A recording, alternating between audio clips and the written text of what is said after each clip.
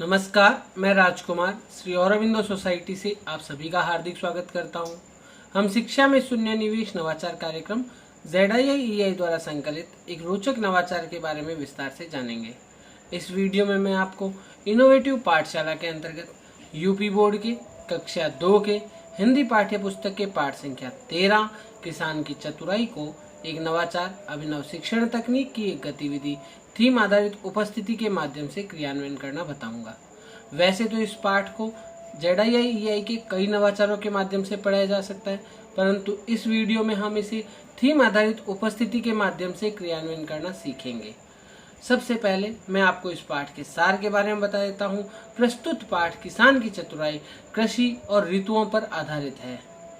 नवाचार की नवीनता और उपयोगिता क्या है? इस नवाचार की नवीनता यह है कि छात्र सुबह प्रार्थना सभा के पश्चात उपस्थिति दर्ज करवाते समय यस सर या नो सर न बोलकर अपने पाठ से संबंधित किसी भी कंसेप्ट को बोलकर अपनी उपस्थिति दर्ज करवाते हैं और उससे वे उस टॉपिक का पुनः अध्ययन करते हैं।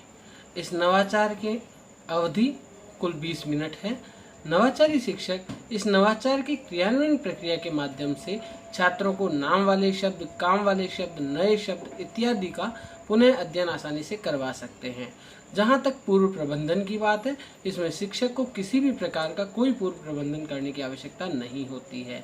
पुनः अध्ययन, जैसे मैंने आपको पहले ही बताया कि इसके माध्यम से नाम वाले शब्दों का पुनः अध्ययन आसानी से करवाया जा सकता है। अगर मैं उदाहरण के माध्यम से समझाऊं तो सबसे पहले नवाचारी शिक्षक छात्रों को कुछ निर्देश देते हैं कि यह गतिविधि जिसके अंदर आप अपनी उपस्थिति दर्ज करवाते समय पढ़ाए गए कॉन्सेप्ट से संबंधित सिर्फ नाम वाले शब्द बोलेंगे और यह गतिविधि आखिरी स्टूडेंट तक चलेगी, इसलिए आपको अनुशासन मेंटेन करके रखना है। इस प्रकार निर्देशित करने के बाद जब शिक्षक अनाउंस करते हैं रोल नंबर 1, तो पहला छात्र खड़ा होता है और वो एक शब्द बोल देता है जैसे आलू। अब इसी प्रकार जब शिक्षक ने बोला रोल नंबर 2, तो उसने जवाब दे दिया किसान। इस प्रकार से पाठ में आए नाम वाले शब्द बोलकर वे इस गतिविधि को आखिरी स्टूडेंट तक कंटिन्यू रखते हैं, इस गतिविधि का पुनः अध्ययन करते हैं।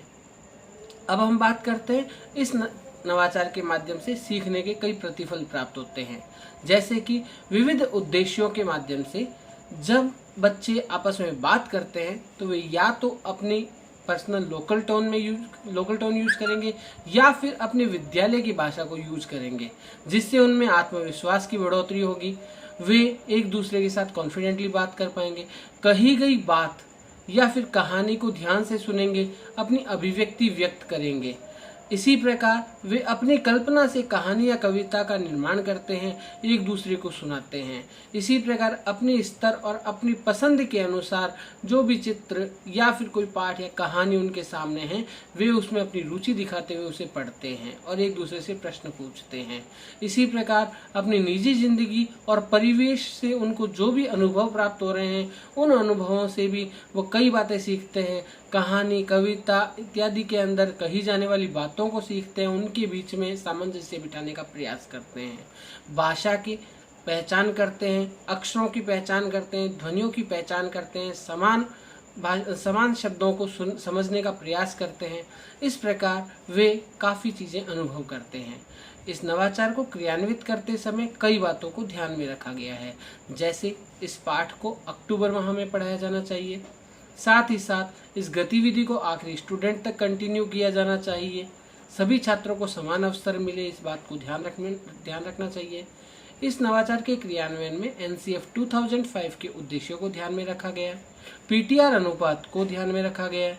जो विशेष आवश्यकता वाले बच्चे हैं उनको इस गतिविधि के माध्यम से लाभ प्राप्त होता है। इससे जीवन कौशल जैसे कि आत्मविश्वास, गहन सोच, पारस्परिक संबंध का विकास होता है। साथ ही उनमें निहित मूल्य जैसे विनम्रता, एक अच्छी बातों को अपनाना, सामाजिक स्वीकृति प्राप्त करते हुए व्यवहार करना इत्यादि का विकास होता है। हम आशा करते हैं आपको ये गतिविधि अच्छी लगी होगी, आप भी इसे अपने विद्यालय में क्रियान्वित करेंगे। हम इस प्रकार के दिलचस्प नवाचार आप तक लाते रहेंगे। आपसे अनुरोध है आप हमारे YouTube चैनल ZII को सब्सक्राइब करें। यदि ये वीडियो आप फेसबुक पर देख रहे हैं तो हमारे फेसबुक पेज को लाइक करें। नीचे दिए गए लिंक पर क्लिक करके आप इनोवेटिव पाठशाला ऐप को इंस्टॉल कर सकते हैं। इस वीडियो को देखने और लाइक करने के लिए आपका बहुत बहुत धन्यवाद।